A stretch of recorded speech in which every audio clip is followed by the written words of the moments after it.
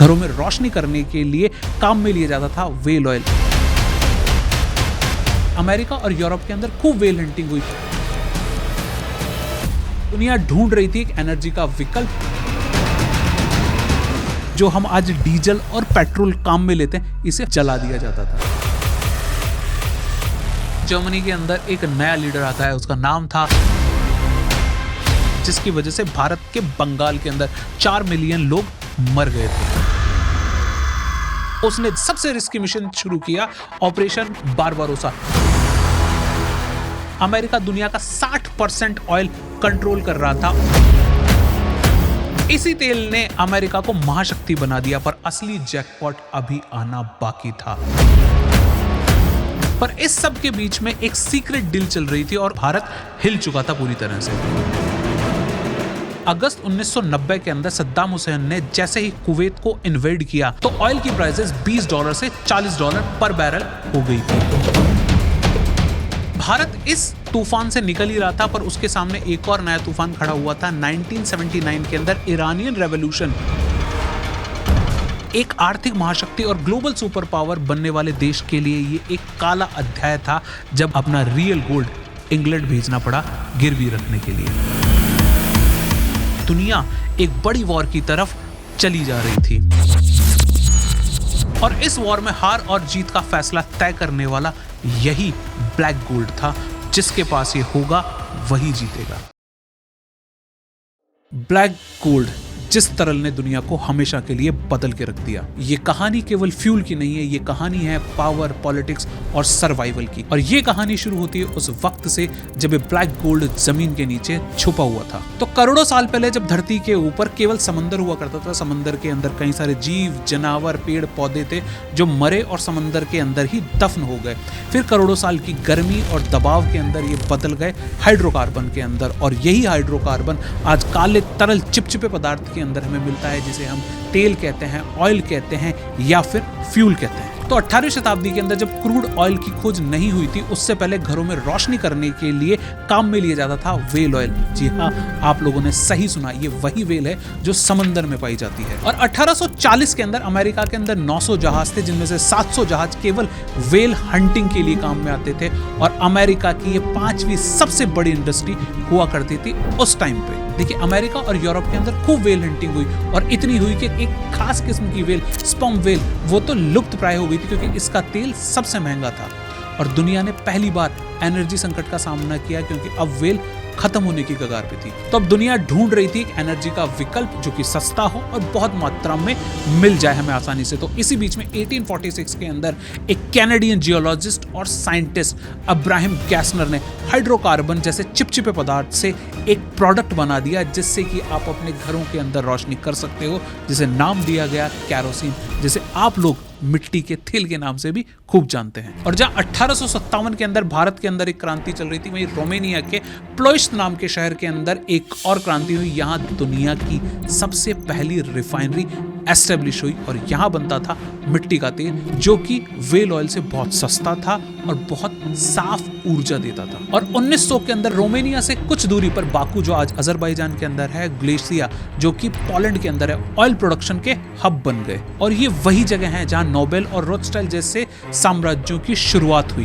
तो oil production और refinement की नींव यूरोप ने रखी, पर इसे रेवोल्यूशन में बदल दिया अमेरिका ने। तो अमेरिका के अंदर साल था 1859। पेंसिल्वेनिया के अंदर एक छोटा सा विलेज, टाइटस विलेज, जहां कर्नल एडविन ड्रेक ने 60 फीट की गहराई से ये ब्लैक गोल्ड निकाल के दिखा दिया और उसके बाद दुनिया हमेशा के लिए बदल गई। और इस खोज के बाद वहां पे लोग आते रहे, ड्रिल करते रहे, इस ब्लैक गोल्ड को निकालते रहे। वहां पे पूरा का पूरा एक केओस का माहौल बन गया। पर इस केओस ने एक ऐसे आदमी को जन्म दिया जिसने दुनिया को हमेशा के लिए बदल के रख दिया, और वो आदमी था जॉन डी रॉकफेलर, दुनिया का पहला बिलियनियर। देखिए, जॉन डी रॉकफेलर ने ड्रिल नहीं किया। वो कहते थे कि मैं ड्रिल करूंगा, वहां से ऑयल निकलेगा कि नहीं निकलेगा ये सर्टेनिटी बिल्कुल नहीं है। उसने इन्वेस्ट किया रिफाइनमेंट के अंदर। उसने नई नई रिफाइनरी खोली और उसको ट्रांसपोर्ट करने के लिए कई सारी रेल ट्रैक्स को खरीदा, कई सारी कंपनीज को खरीदा। तो 1870 के अंदर ही जॉन डी रॉकफेलर ने स्टैंडर्ड ऑयल नाम से एक कंपनी बनाई,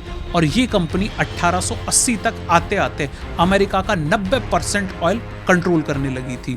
और इसी कंपनी की वजह से ही मोनोपोली शब्द का आविष्कार हुआ और यही थी पहली कॉर्पोरेट मोनोपोली। तो देखिए उस टाइम पे क्या होता था कि जब ऑयल को ट्रांसपोर्ट किया जाता था एक जगह से दूसरी जगह, तो वो ओक के बैरल के अंदर ट्रांसपोर्ट किया जाता था।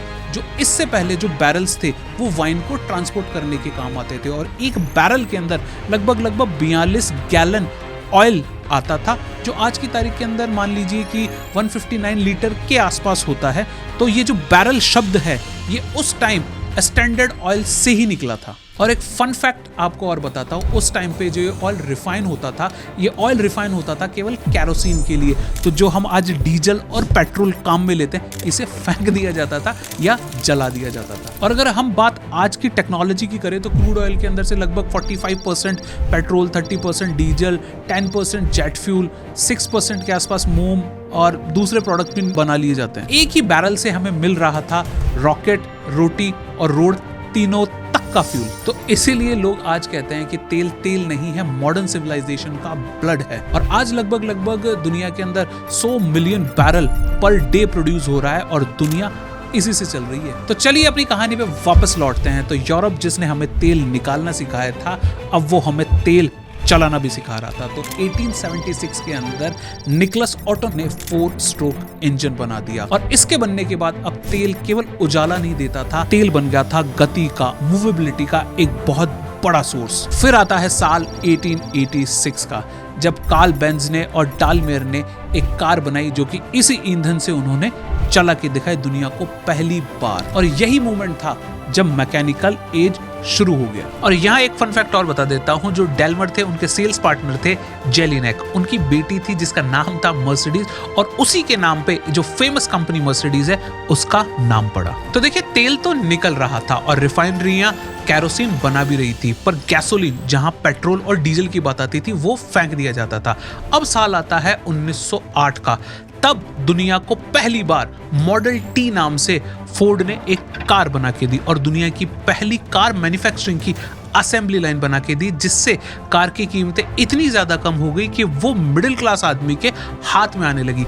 अब मिडिल क्लास आदमी कार खरीद सकता था और जैसे जैसे कारें बिकी वैसे वैसे ऑयल की डिमांड लगातार बढ़ने लगी।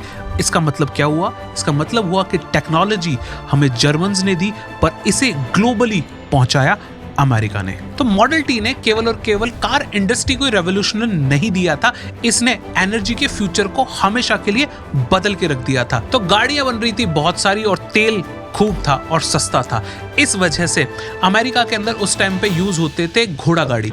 15 से 20 सालों के अंदर ही घोड़ा गाड़ियां पूरी तरह से अमेरिका से गायब हो गई और उनकी जगह ले ली मॉडल टी ने। तो ये दुनिया का पहला ट्रांसपोर्टेशन का डाउनफॉल था और ईंधन ने इसे ला के सामने खड़ा कर दिया था, जो कि इतनी बड़ी इंडस्ट्री का पहली बार दुनिया ने देखा इतनी तेजी से डाउनफॉल हुआ है। ऑयल अब सिर्फ फ्यूल नहीं था, this is the foundation of modern world. जहां एक और ऑयल की डिमांड दिन ब दिन बढ़ती जा रही थी, वहीं दुनिया एक बड़ी वॉर की तरफ चली जा रही थी और इस वॉर में हार और जीत का फैसला तय करने वाला यही ब्लैक गोल्ड था। जिसके पास ये होगा वही जीतेगा।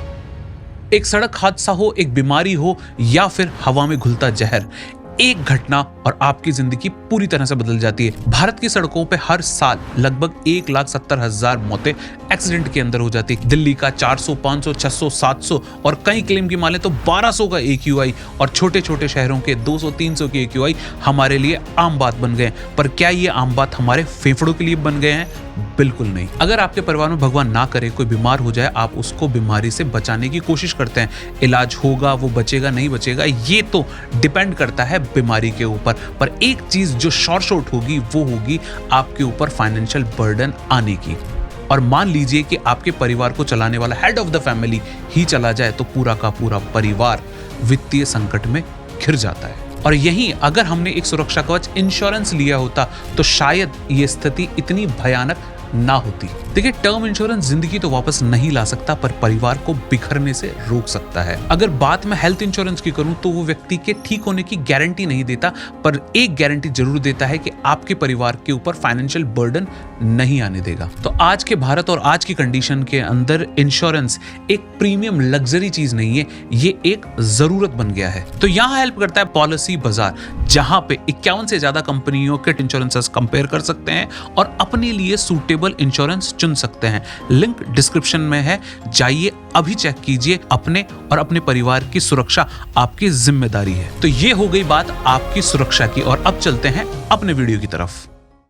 तो साल आता है 1914 का और वर्ल्ड वॉर 1 स्टार्ट हो चुका था, जहां एक और जर्मनी था, उसके सामने खड़ी थी फ्रांसीसी और ब्रिटिश सेनाएं। पर ब्रिटिश और फ्रांस सेनाओं ने ट्रक, गाड़ियां, मोटरसाइकिल्स, टैंक्स खूब यूज किए। ये कुछ खुद बना भी रहे थे और कुछ अमेरिका से बन के आ रहे थे। मैंने आपको बताया था अभी थोड़ी देर पहले कि मॉडल टी वो दुनिया की पहली असेंबली लाइन थी कार की।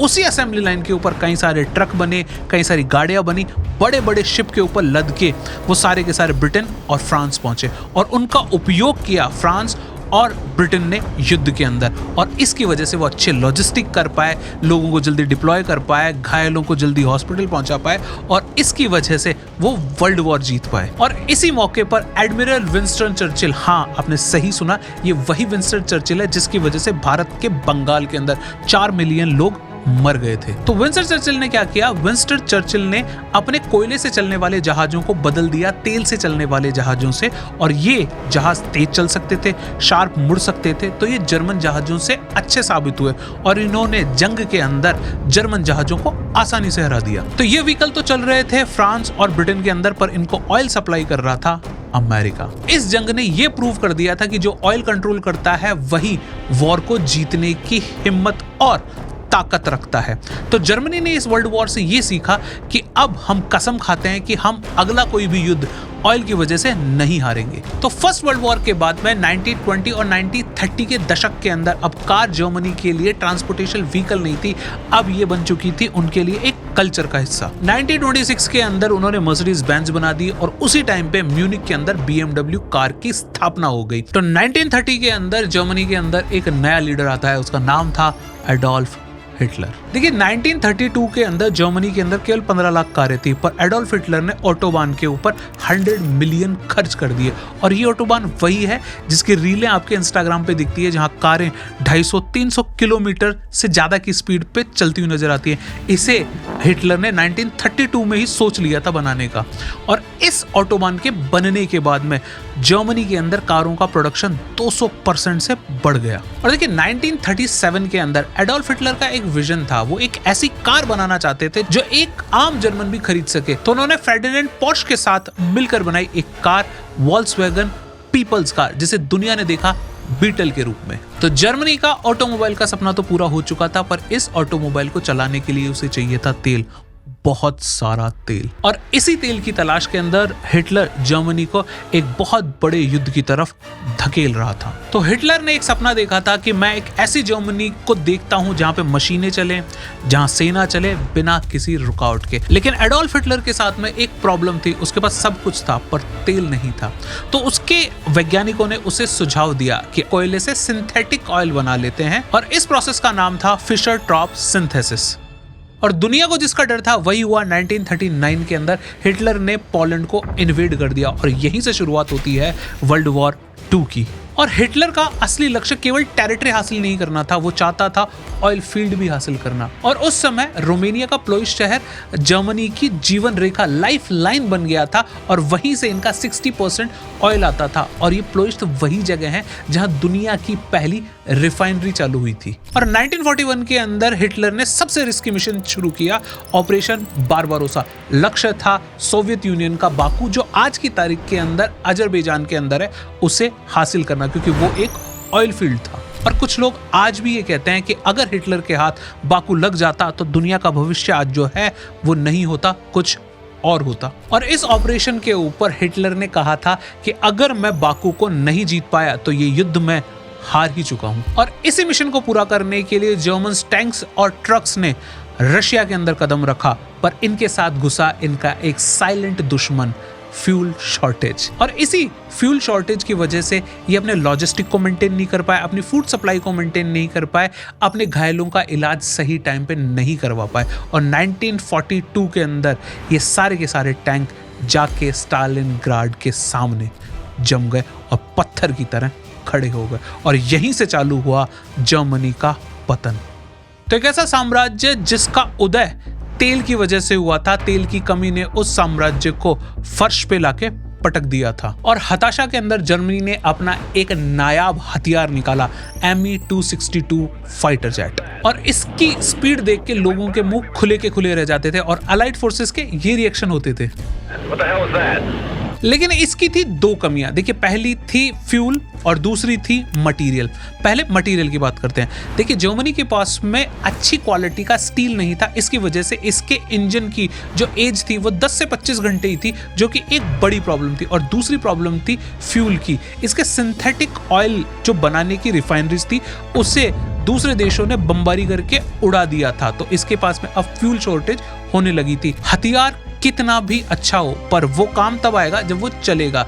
तो ईंधन की कमी और इंजन की कमी के कारण ये जेट इतने उपयोगी साबित नहीं हो पाए। पर इससे ये बात समझ में आती है कि जिसके पास संसाधन ज्यादा होंगे वही देश दूसरे देश पे भारी रहेगा और उस टाइम पे सबसे ज्यादा संसाधन थे अमेरिका के पास और वो युद्ध जीत रहा था। तो जहां जर्मनी के पास में ऑयल बिल्कुल नहीं था, वहां पर टेक्सास और कैलिफोर्निया जैसी ऑयल फील्ड के साथ में अमेरिका दुनिया का 60% ऑयल कंट्रोल कर रहा था और वर्ल्ड वॉर 2 के अंदर अलाइड फोर्सेस को उसने 80% तेल अकेले ने सप्लाई किया था और इस 80% तेल को सप्लाई करने के बदले उसने दुनिया का 70% रियल गोल्ड अपने ब्लैक गोल्ड के बदले खुद के देश में इकट्ठा कर लिया था। तो इसी तेल ने अमेरिका को महाशक्ति बना दिया, पर असली जैकपॉट अभी आना बाकी था और वो छुपा था मिडिल ईस्ट के सुनहरे रेगिस्तान के नीचे। तो यूनाइटेड नेशन के 1940 के आंकड़ों की अगर माने तो सऊदी अरेबिया और कतर जैसे देश उसके लीस्ट डेवलपमेंट कैटेगरी के अंदर आते थे। फिर आता है साल 1938, तो दम्मम वेल नंबर 7 से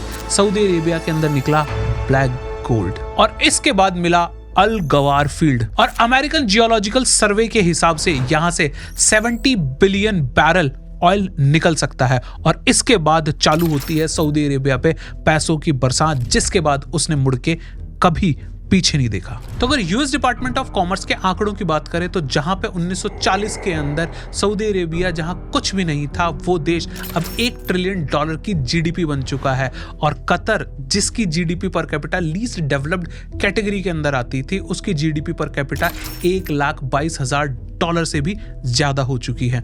ओमान और संयुक्त अरब अमीरात जैसे देशों ने भी इस ऑयल का यूज अपनी शिक्षा, अनुसंधान और टूरिज्म को बढ़ाने में किया और यहां पैदा होती है एक नई राजनीतिक शक्ति और इस राजनीतिक शक्ति का कारण था ऑयल से मिला ये धन। हाँ, इस तेल ने गल्फ कंट्रीज को मिलिट्री सुपर पावर तो नहीं बनाया, पर इन्होंने इन्हें फाइनेंशियल पावर और स्टेबिलिटी जरूर दी और इस पावर की वजह से एक नई पॉलिटिकल पावर का जन्म हुआ जिसे कहते हैं ओपेक।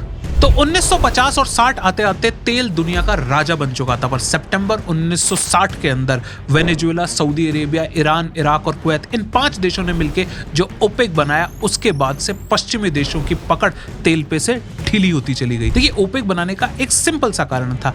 इन गल्फ कंट्रीज ने कहा कि अब ऑयल की प्राइसेस को हम कंट्रोल करेंगे, इसके प्रोडक्शन को हम कंट्रोल करेंगे और 1970 आते आते ये सही लग भी रहा था, पर 1970 के बाद में एक ऐसा इंसिडेंट हुआ जिसने दुनिया को हमेशा के लिए बदल दिया। तो साल आता है 1973 का, जब चल रही थी यॉम किपुर वॉर अरब देशों और इजराइल के बीच में। तो अरब देशों ने उन देशों के ऊपर प्रतिबंध लगा दिया जो इजराइल का साथ दे रहे थे और इजराइल का साथ दे रहे थे अमेरिका और पूरा यूरोप। तो इसकी वजह से जो तेल $3 पर बैरल के हिसाब से बिक रहा था, वो सीधा पहुंच गया $12 पर बैरल के हिसाब से। और अमेरिका के गैस स्टेशंस के ऊपर उस टाइम पे लंबी लंबी कारों की लाइनें नजर आती थी और अमेरिका के पास में केवल 4 दिन का ऑयल बचा था यूज करने के लिए। पर इस सब के बीच में एक सीक्रेट डील चल रही थी और उस सीक्रेट डील के होने के बाद में पूरा फाइनेंशियल सिस्टम हमेशा के लिए बदल गया। तो हुआ क्या? देखिए, 1971 के अंदर रिचर्ड निक्सन ने गोल्ड स्टैंडर्ड पूरी तरह से खत्म कर दिया था और यूएस के ट्रेजरी सेक्रेटरी इस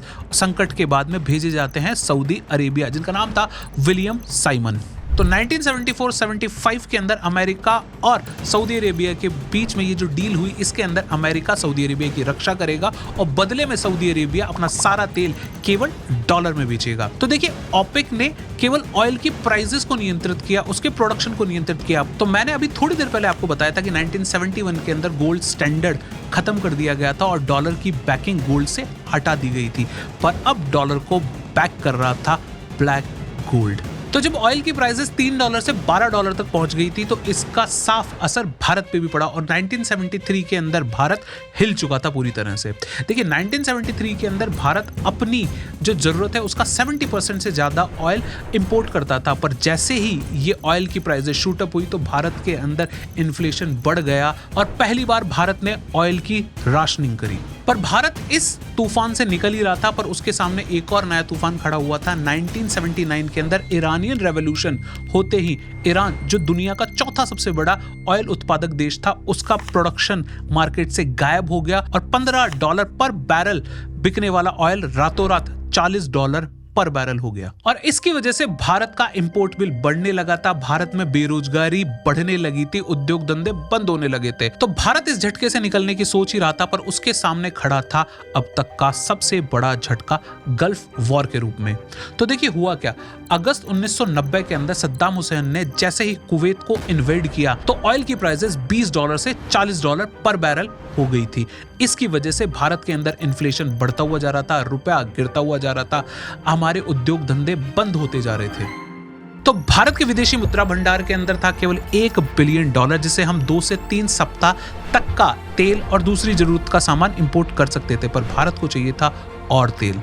तो एक आर्थिक महाशक्ति और ग्लोबल सुपर पावर बनने वाले देश के लिए ये एक काला अध्याय था, जब हमें ब्लैक गोल्ड खरीदने के लिए अपना रियल गोल्ड इंग्लैंड भेजना पड़ा गिरवी रखने के लिए। पर हर संकट एक सबक लाता है और इस संकट ने भारत की ऊर्जा नीति को पूरी तरह से बदल के रख दिया था।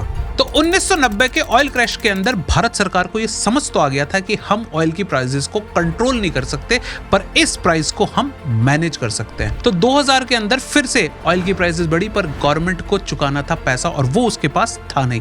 तो जन्म हुआ बॉन्ड का, जेम्स बॉन्ड का नहीं, ऑयल बॉन्ड का। पर ये ऑयल बॉन्ड था क्या? देखिए, गवर्नमेंट ने गारंटी दी पीएसयूज को कि हम आपको बॉन्ड इशू करते हैं और इसके एवज के अंदर बैंक आपको लिक्विडिटी दे देगा, और बैंक्स को ये गारंटी गवर्नमेंट ने दी कि इन बॉन्ड्स को हम फ्यूचर के अंदर चुका देंगे। तो देखिए, थोड़े समय के लिए कंज्यूमर को सब्सिडी मिली, उसको राहत मिली, पर लॉन्ग टर्म में ये देश का नुकसान हुआ। पर जब 2014 के अंदर सरकार चेंज हुई तो 2021 के आसपास ये मुद्दा एक बार फिर से गरमाया। तो गवर्नमेंट से ये प्रश्न पूछा गया कि अगर इंटरनेशनल मार्केट के अंदर क्रूड के प्राइसेस कम है तो हमारे कंज्यूमर को सस्ता तेल क्यों नहीं मिल रहा है? इस प्रश्न के जवाब में गवर्नमेंट ने ये कहा कि जो ऑयल बॉन्ड्स पिछली सरकार ने इशू किए थे उनकी वैल्यू थी 1,40,000 करोड़ रुपए, और इस पे अभी तक हम 70,000 करोड़ रुपए का इंटरेस्ट चुका चुके हैं और फ्यूचर के अंदर हमें अभी और इंटरेस्ट चुकाना बाकी है। तो इतना सब कुछ भारत के साथ होने के बाद में भारत को ये एहसास हो गया कि उसे एक स्ट्रॉन्ग एनर्जी रणनीति बनानी पड़ेगी। तो भारत ने एक स्ट्रॉन्ग एनर्जी रणनीति बनाई और उसके 3 की पिलर्स थे: डाइवर्सिफिकेशन, अपनी रिफाइनरी कैपेसिटी को बढ़ाना और अपने स्ट्रेटेजिक ऑयल रिजर्व को और ज्यादा बड़ा करना। तो पहले भारत अपना ज्यादातर जरूरत का तेल गल्फ कंट्रीज से मंगाया करता था, पर अब उसने मंगाना चालू किया अफ्रीकन कंट्रीज से और कुछ नॉर्थ और साउथ अमेरिकन कंट्रीज से भी मंगाना चालू किया। इसकी वजह से अब उसके पास में ज्यादा पावर थी अपनी नेगोशिएशन की, और वो अब ऑयल की प्राइसेस के जोखिम को भी एक हद तक कम कर पा रहा था। और अब भारत की जरूरतें बढ़ भी चुकी थी। जहां 2000 के अंदर भारत 74 मिलियन मैट्रिक टन तेल इंपोर्ट करता था, वही अब बढ़ के 2025 के अंदर हो गया था 233 मिलियन मैट्रिक टन। अगर ऑयल रिफाइनिंग कैपेसिटी की बात करें तो जहां भारत की जो ऑयल रिफाइनिंग कैपेसिटी 2000 के अंदर मात्र 112 मिलियन मैट्रिक टन थी, वो 2025 के अंदर बढ़ के 258 मिलियन मैट्रिक टन तक पहुंच गई। और आज भारत के अंदर 23 से ज्यादा बड़ी रिफाइनरीज है और दुनिया की सबसे बड़ी ऑयल रिफाइनरी हमारे मोटा भाई की है, जामनगर रिलायंस की रिफाइनरी, जो कि 1.24 मिलियन बैरल ऑयल को पर डे प्रोसेस कर देती है।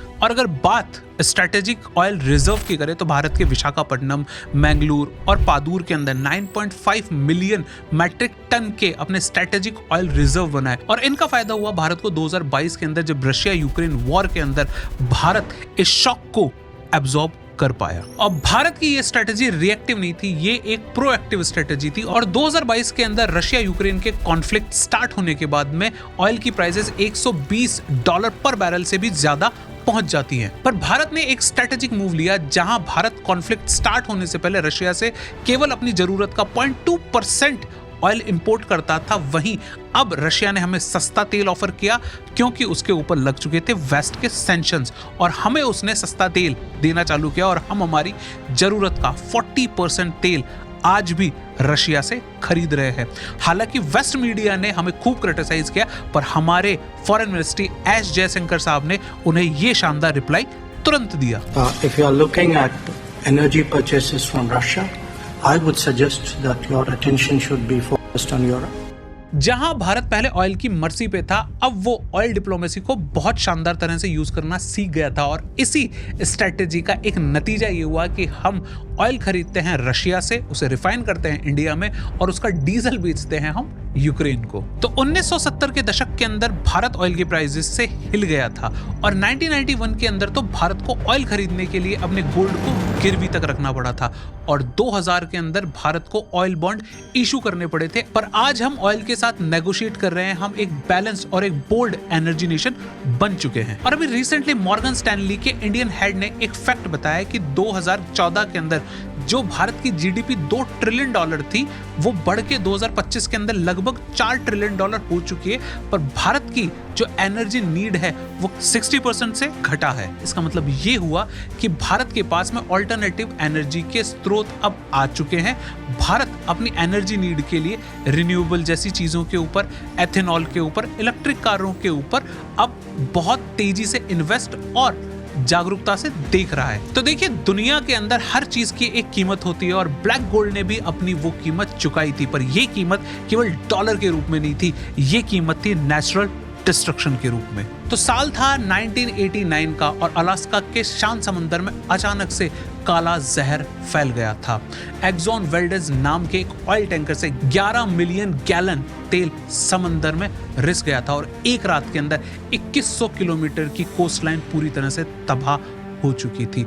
हजारों पेड़ पौधे, जीव जंतु मर गए थे और इसे क्लीन करने की कॉस्ट 2 बिलियन से भी ज्यादा थी उस टाइम पे। और इकोलॉजी को जो इससे नुकसान हुआ वो तो प्राइसलेस था। लेकिन ये तो केवल शुरुआत थी। साल था 2010 का, गल्फ ऑफ मैक्सिको के अंदर, हाँ, गल्फ ऑफ अमेरिका, बीपी के डीप वाटर हॉराइजन रिग के अंदर एक ब्लास्ट हो गया और इस ब्लास्ट के अंदर 11 लोग मारे गए। पर इसके बाद चालू हुआ 87 डेज का एक ना खत्म होने वाला सपना और 5 मिलियन बैरल ऑयल, जो लगभग होता है 200 मिलियन गैलन ऑयल के बराबर, समंदर में लीक हो गया। और इसकी वजह से इकोलॉजी को इतना नुकसान हुआ जिसकी मॉनेटरी वैल्यू उस टाइम पे उन्होंने मापी $65 बिलियन। और फिर आता है साल 1991 का, जब गल्फ वॉर के दौरान कुवैत के 700 से ज्यादा ऑयल वेल्स के अंदर आग लगा दी गई और हर दिन 6 मिलियन बैरल ऑयल जल रहा था। ये इतना ज्यादा धुआं बना रहा था कि कई दिनों तक सूरज नजर ही नहीं आया। तो देखिए, आपदाओं के बाद दुनिया ने सीखा कि ये आपदाएं केवल अर्थव्यवस्था को नहीं, एनवायरमेंट को भी नष्ट कर सकती हैं। और ये केवल आपदाएं नहीं है, ये है धीमा जहर। देखिए, दुनिया के अंदर हर साल 70 लाख लोग केवल एयर पोल्यूशन की वजह से मारे जाते हैं और क्लाइमेट चेंज की वजह से लगातार सी का लेवल बढ़ता जा रहा है। और अगर बात भारत की करें तो साउथ मुंबई के कई सारे ऐसे एरिया हैं जो 2050 तक पानी में डूब जाएंगे। कई सारी ऐसी रिपोर्टें हमारे सामने आ चुकी हैं और इन आपदाओं को रोकने के लिए नए रूल्स और रेगुलेशन बनाए गए और इनमें से सबसे फेमस 2 की बात करते हैं। पहला लेते हैं क्योटो प्रोटोकॉल को। 1997 के अंदर पूरे के पूरे दुनिया के देशों ने मिलकर ये माना कि जो कार्बन डाइऑक्साइड और जो ग्रीन गैसेस हम रिलीज कर रहे हैं एनवायरमेंट में, उनमें कमी आनी चाहिए। और 2015 पेरिस जलवायु समझौते के अंदर हमने ये कहा कि जो ग्लोबल वार्मिंग हो रही है उसकी ग्रोथ 1.5 डिग्री सेल्सियस से ज्यादा नहीं होनी चाहिए। तो दुनिया ने ये तो समझ लिया था कि ऊर्जा के बिना जीवन संभव नहीं है, पर दुनिया ने ये भी समझ लिया था कि गलत ऊर्जा के साथ जीवन असंभव है। तो इसी रियलाइजेशन ने एक नई क्रांति को जन्म दिया और उस नई क्रांति के मूल में था क्लीन एनर्जी। देखिए, क्लीन एनर्जी का ये जो रेवोल्यूशन था एक डेस्परेशन के साथ में चालू हुआ था और धीरे धीरे ये बदल गया एक ग्लोबल मूवमेंट के अंदर। तो 21st सेंचुरी का नया ड्रीम था क्लीन और ग्रीन एनर्जी का, और इस सपने को रियलिटी में बदलने की दौड़ चालू हो गई। पर अभी तक इस दौड़ के अंदर हमें सबसे आगे लग रहा है चाइना। अगर वर्ल्ड इकोनॉमिक फोरम के एक डेटा की माने तो अभी तक चाइना के अंदर solar panel installed capacity 1400 gigawatt है और दुनिया के अंदर बनने वाले 80% सोलर पैनल चाइना के अंदर बनते हैं। और यूरोप ने विंड एनर्जी के सेक्टर में बहुत शानदार काम करके दिखाया है और जर्मनी ने 2015 के अंदर अपने कोल को फेज आउट करना चालू कर दिया था। पर ऐसा नहीं है कि इसके अंदर भारत भी बहुत पीछे है। भारत ने लक्ष्य लिया है 2030 तक 500 गीगावाट रिन्यूएबल एनर्जी का, और भारत ने अपना नेट जीरो एमिशन का टारगेट लिया है 2070 को। वहीं चाइना कह रहा है कि 2060 तक इसे हम भी अचीव कर लेंगे और यूरोप ने बहुत अग्रेसिव टारगेट ले रखा है 2050 का। पर अगर IEA की एक रिपोर्ट की माने तो इस EV सेक्टर की ग्रोथ और इस बैटरी सेक्टर की ग्रोथ की वजह से दुनिया के अंदर 1 मिलियन बैरल ऑयल कम जलता है हर दिन। और अगर बात 2010 की करें तो दुनिया के अंदर 17,000 EVs थी, और अगर बात 2024 की करें तो दुनिया के अंदर 5 करोड़ 80 लाख EV व्हीकल्स है। और 2024 के अंदर जितने EV व्हीकल्स बिके हैं उसमें से 70% केवल अकेले चाइना के अंदर बिके हैं। तो हमें चाइना एक क्लियर कट विनर दिखाई दे तो रहा है, पर अभी तक जंग खत्म हुई नहीं है। तो देखिए, ये क्लीन और ग्रीन एनर्जी का शिफ्ट बहुत आसान नहीं है। इसके लिए कुछ चैलेंजेस हमें सामने जरूर दिखाई दे रहे हैं और उनमें से कुछ चैलेंजेस पे हम बात कर लेते हैं। देखिए, सूरज 24 घंटे नहीं उगता है, हवा एक जैसी नहीं चलती है, इसकी वजह से हमें ये एनर्जी एक जैसी नहीं मिल पाती है।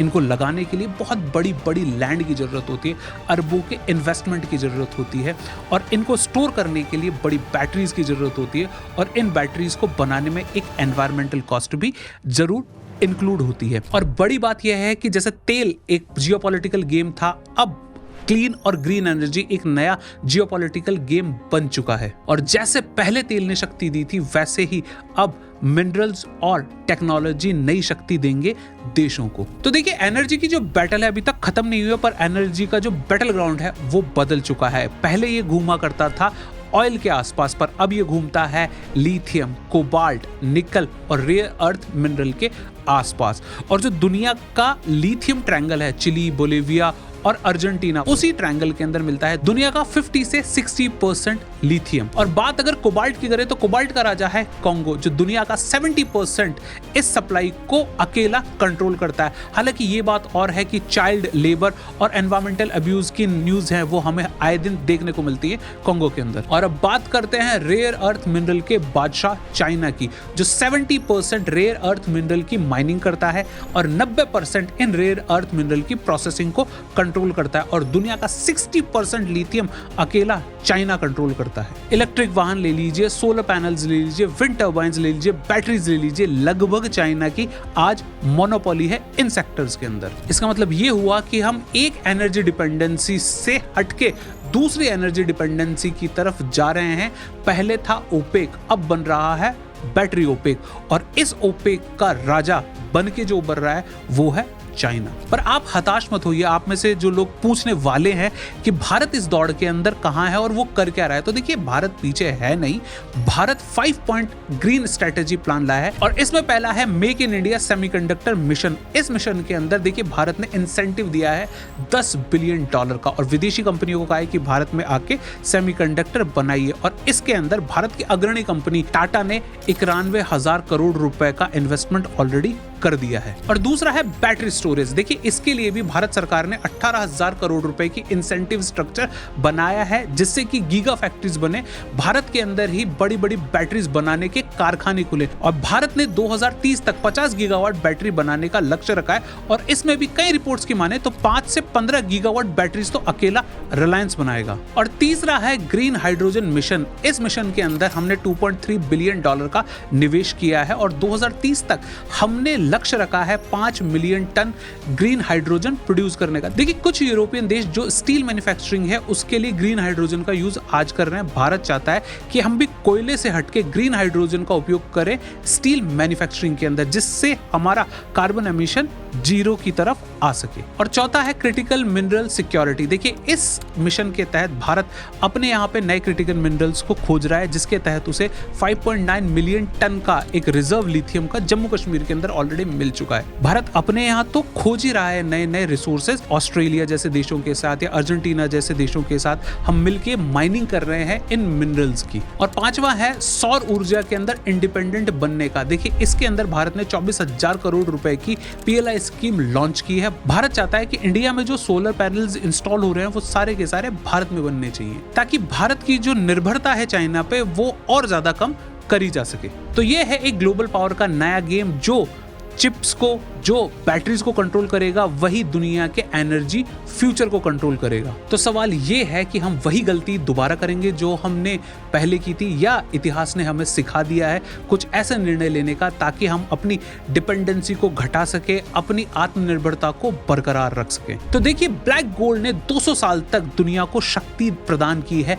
इसने कारें चलाई हैं, इसने अर्थव्यवस्थाएं चलाई हैं, इसने युद्ध जितवाए हैं, युद्ध हरवाए भी हैं, लेकिन उसने अपनी पूरी कीमत भी वसूल की है। War, economic crisis, environmental disaster और क्लाइमेट चेंज। लेकिन अब हम एक नए दौर के अंदर हैं। हमें एनर्जी के सोर्स को बदलना केवल हमारी जरूरत नहीं है, ये हमारे सर्वाइवल की बात है। एनर्जी का फ्यूचर केवल एनर्जी एफिशिएंसी में नहीं, एनर्जी जस्टिस में भी छुपा हुआ है, क्योंकि अभी भी दुनिया के अंदर 77 करोड़ लोगों तक इलेक्ट्रिसिटी नहीं पहुंची है और दुनिया के अंदर 240 करोड़ लोग ऐसे हैं जो अपने लिए एक गैस सिलेंडर खरीद भी नहीं सकते। तो देखिए क्लाइमेट चेंज हर साल करोड़ों लोगों को इफेक्ट कर रहा है और डेवलपिंग कंट्रीज को एनर्जी एक्सेस और क्लाइमेट एक्शन में बैलेंस करके चलना पड़ रहा है। असली समस्या ये नहीं है कि हमें फॉसिल फ्यूल को रिप्लेस करना है, पर रियल चैलेंज ये है कि ये जो ट्रांजिशन है फॉसिल फ्यूल से ग्रीन और क्लीन एनर्जी के ट्रांजिशन का, ये इक्विटेबल तरीके से होना चाहिए। क्योंकि देखिए 200 साल तक डेवलप कंट्रीज ने फॉसिल फ्यूल को यूज करके ये डेवलपमेंट हासिल किया है, और जब बात डेवलपिंग नेशंस की आ रही है तो उनको भी समान मौका मिलना जरूर चाहिए। और इतिहास ने हमें सिखाया है कि पावर बदल सकती है, और जो देश खुद को बदलना जानते हैं वो दुनिया से आगे निकल जाते हैं। और भारत ने भी अपना नया रास्ता चुन लिया है। तो ऑयल ने हमें ये दिखाया कि एनर्जी केवल एक रिसोर्स नहीं है, ये हमारी डेस्टिनी है। 200 साल पहले एक काली लिक्विड ने पूरी दुनिया बदल के रख दी, और क्लीन एनर्जी आज दुनिया को फिर से बदल सकती है। लेकिन इस बार चेंज हमारी चॉइस है, नेचर की मजबूरी नहीं है। पर अब सवाल यह है कि हमारी डेस्टिनी आखिर है क्या? क्योंकि जो एनर्जी आखिर में हम चूज करेंगे वही एनर्जी हमारा फ्यूचर डिसाइड करेगी। तो वीडियो को एंड तक देखने के लिए आपका बहुत बहुत शुक्रिया। पर आप लोग कमेंट करके मुझे बताइए कि अगला वीडियो कौन से टॉपिक पे चाहते हैं आप।